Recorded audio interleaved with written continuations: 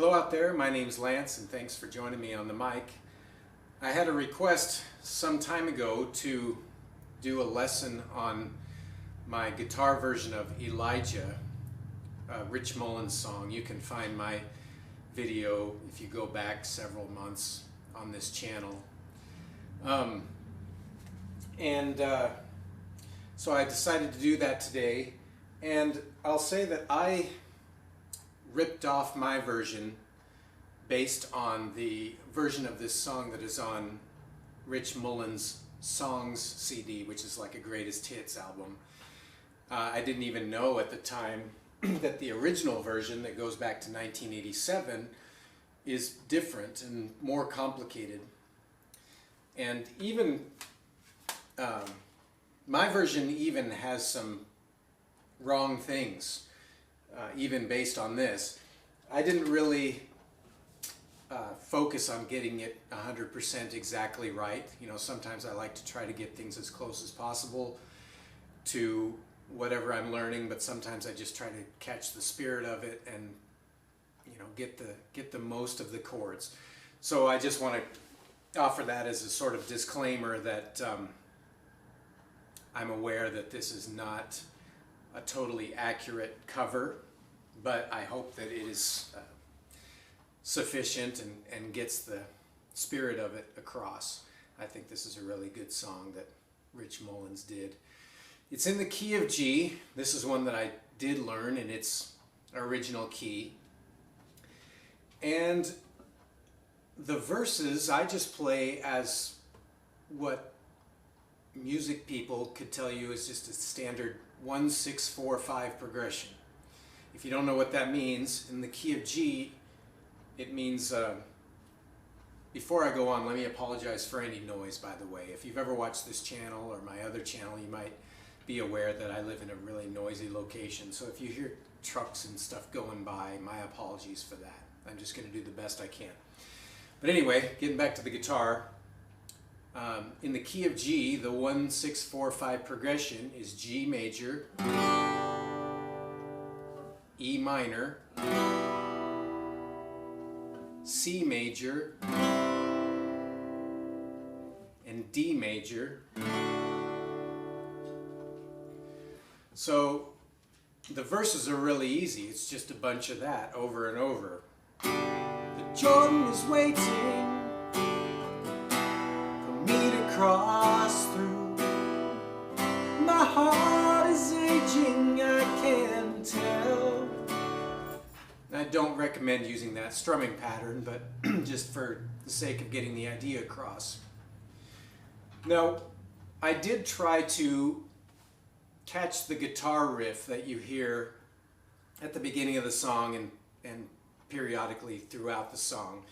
There's just this simple guitar line, and I like to do that when I play guitar covers. If I can capture a little bit of the band version by just imitating a riff or something, I like to do that. But when you do that playing chords, it's going to sound a little different because I'm not sliding the notes around. I'm just playing them wherever they work out. So you may know that. I'll play it and see if you recognize it.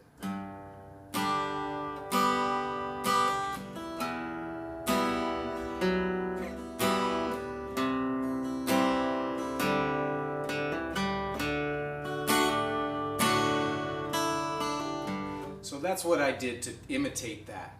And again, it probably isn't exact, but if somebody knew this song and I started to play it, they would probably pick up on that.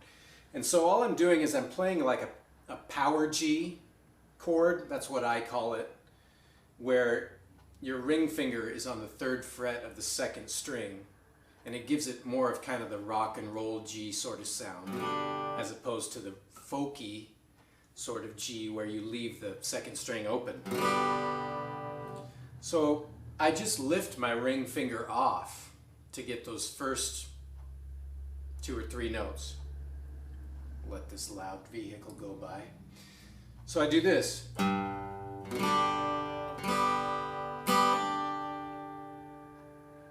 So just lift it off and put it back down. all while playing the G.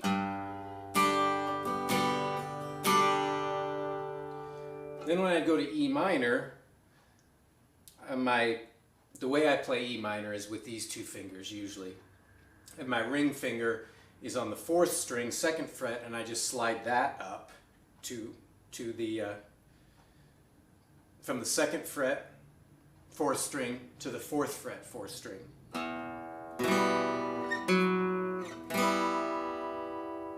Because on the riff it goes,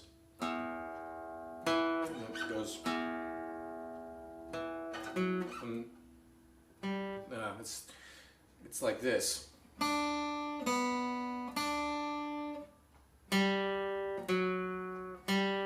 So to get that effect, I'm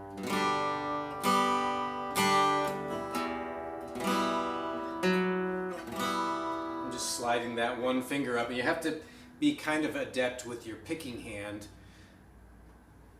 and not hit all the strings when you're copying that riff, so that you can sort of bring it out. If you're playing the full thing, it's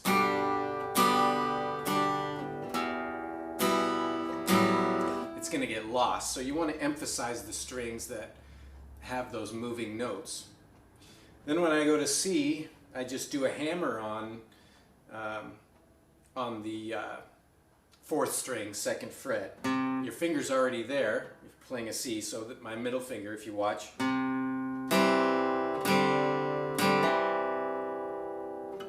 and then D, I just am playing a D and a D suspended. So the whole thing, I'll do a close-up, and I'll intersperse that.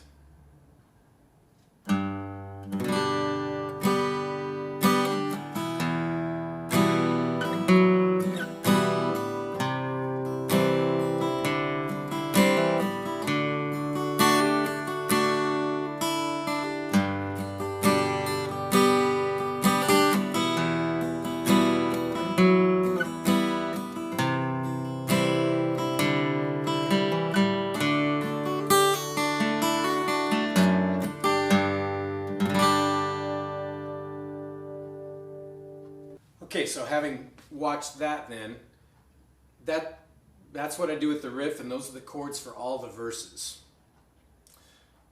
And then when it gets to what I'd call the pre-chorus, I go to an A minor, and I'm just kind of walking up and back down. And what are the words there? If they dress me like a pauper, that's a partial G. If they dress me like a pauper, or if they dye me like a prince. So just A minor, partial G, C, back down. And then this time it's similar. If they lay me with my fathers, or if my ashes scatter on the wind, to D. So I'm just walking those chords up and back down. If they dress me like a pauper, or if they dye me like a prince. If they lay me with my fathers, or if my ashes scatter on the wind, I don't care. It might go to a C after that D. Wind, I don't care. You can do that if you want. And then I'm just going to play the chorus and see if you can follow it. I'll explain it really quickly after that. When I leave, I want to go out like Elijah, with the whirlwind to fuel my chariot of fire. When I look back on the stars, it'll be like a candle's light in Central Park. And it won't break my heart to say goodbye. So that has a lot of the same walking thing as the pre-chorus, going up from a G to an A minor, or starting on a G, going up to an A minor, partial G, C. When I leave, I want to go out like Elijah, to D. Then I go back to the partial G, with the whirlwind to fuel my chariot of fire. So there's nothing fancy there. And again, this is one of the parts that I think is slightly different on the real recording, different chords. But this is the way I did it. Now here is where there are a couple of chords thrown in that don't naturally occur in the key of G. Where he goes, it'll be like a camelot in Central Park. That's a B7. And the reason that works, the bass, if you want to, you can catch the bass notes, because it would be like, it'll be like a candle's light in Central Park. So there's this bass that's walking up from D to D sharp to E. Candle's light in Central Park. You might be able to catch that. It's getting kind of high to be bass notes, but that's part of why that chord progression works. So D, B7, E minor, then it goes to an A suspended and A. So it'll be like a candle's light in Central Park. Then to C, and it won't break my heart, D, to say goodbye, like C and G. When I leave, I wanna go out like Elijah, with the whirlwind to fuel my chariot of fire. When I look back on the stars, it'll be like a candle's light in Central Park. And it won't break my heart to say goodbye. So it's really very simple. I played the whole thing in open position, I think. Once in a while I might go up and do an A suspended here. Just because you get that double E that gives it kind of almost a 12-stringy kind of sound. And sometimes, you know, I walk the bass notes a little bit, like, when I leave, I wanna go out like Elijah, with the whirlwind to fuel my chariot, whirlwind to fuel my chariot of fire. So you can bring out whatever notes you want, you know, you can just kind of strum it. But I've gotten in the habit over the years of trying to sound a little like a band when I play solo acoustic guitar, and just bringing out some bass notes here and there and a couple of hammers here and there, just to add some more interesting kind of flavor to what otherwise would be just, you know, strumming. But if you just do strum chords, that's fine. You could strum the whole song and ignore that little guitar riff and the whole thing, and you'd still communicate the song reasonably well, I think.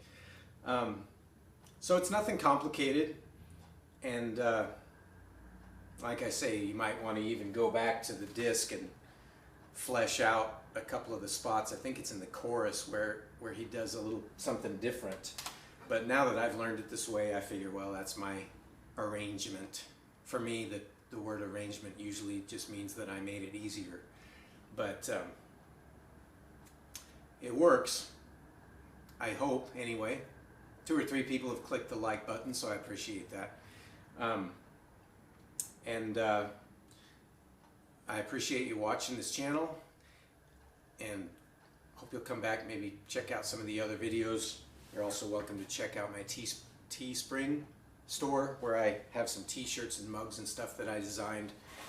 And thank you for watching the mic.